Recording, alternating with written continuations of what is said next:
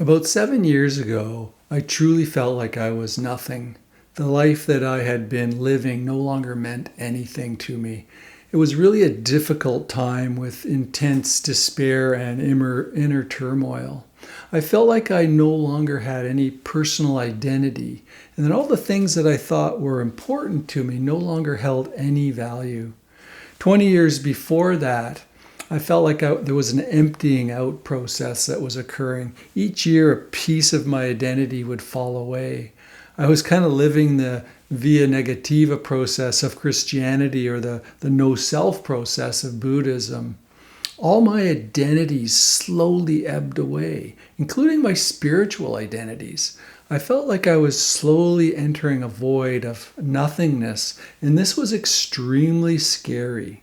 It took some time, and working with my teacher, Matthew Flickstein, his teacher at the time, to realize what was happening. It was the first time that I truly knew what was meant by the Christian Spanish mystic St. John the Cross when he talked about a dark night of the soul. The personal me had dissolved and left a void, and it left me feeling very disoriented. I didn't know what to do with my life. The one thing that I did know for certain, that I no longer felt happiness or joy from the identities and usual experiences or possessions in my life. Eventually, I surrendered to the process, and a deep sense of peace came over me. Actually, it was more like love than peace. To this day, I feel immense gratitude for this dark period. There was a real felt sense that the I that was so identified with was I was identified with was nothing or no thing, or I could say empty. And simultaneously, there was this knowing that what I truly am is love and is actually shared by everyone. The meaning of Nisargadatta's statement was deeply felt and known. The statement is wisdom is knowing that I am nothing, love is knowing that I am everything, and between the two, my life moves. Before I go on, I want to point out that not everyone will take so long in the emptying out process. Perhaps I had a particularly strong identified ego. Actually, all indications were that I was a very deeply identified individual. I should also point out that the dark night of the soul process varies in intensity and duration for different people, but it is common, I have found out. At any rate, when I eventually saw that there's no me at all, everything just stopped. All the, you could call it selfing or egoing, simply ceased. And when this happened, it felt like a crack had formed within my mind that truth could shine through. It wasn't like I was doing anything. Truth just uncovered itself. I discovered that when I stopped looking through the lens of the mind, all that was left was our essential being. And there it was, clear as a bell. There was no big spiritual experience or extraordinary event. There was a simple a moment of simply knowing when the ego stopped and true nature was revealed. In this moment, we see that we are absolutely nothing and simultaneously everything. And this is a good time for a warning. Be careful with these words. These statements can be perceived by the egoic mind that wants everything, right? And this is very far from what it is. I guess that's why most teachings perhaps begin with emptiness.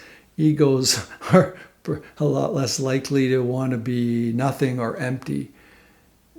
Perhaps that's why the Buddha used the term emptiness. It's not very attractive to an ego.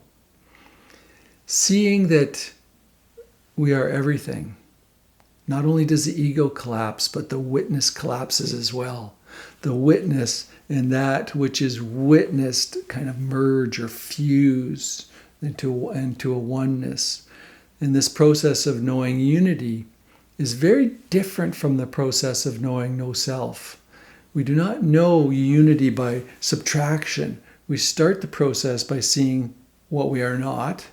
I'm not my thoughts, I'm not my emotions, my perceptions, and so forth. Unity is not seen by seeing that I'm not this or I'm not that. Something quite different is known. That which is nothing is now seen as love and is shared by everyone and everything. For me, seeing emptiness came first, but this is not how it happens for everyone. Some people know both to be true simultaneously, and this probably makes for a less bumpy transformation. Seeing that I am nothing alone can really elicit feelings of depression and loneliness, perhaps. And seeing that everything is me feels like love. It's a feeling of not being separate, not being other. It is the actual lived experience that there isn't anything apart that needs to be unified with. And this is the part that most egos or seekers are after. This is the peace that really sounds desirable for the ego. When we experience this reality that we are everything, it is experienced through the heart for many people, not the emotional heart that we usually think of when we hear the word heart, but rather what I sometimes call the true heart. Our true heart intuitively perceives a deep unity with everything around us. It's where we experience love and joy. Even when we watch a movie, we get this experience. Often we think of it as a human emotion only, but it's actually a glimpse of something deeper. When we're no longer identified with this ego or personal self, there's a deep intuitive perception of a connection with everyone and everything that's felt in the heart. We can also feel the opposite of this when we're closed and profoundly identified. We can feel a contraction and a shielding off of the heart. One of my favorite quotations is by a Zen teacher Dogen. He famously stated, "It is the absolute intimacy with the 10,000 things." In Zen, 10,000 things represents the entirety of existence, encompassing all phenomenon and beings in the world. When Dogen speaks of it is the absolute intimacy with 10,000 things, he's expressing the idea of a complete and intimate connection with all aspects of existence.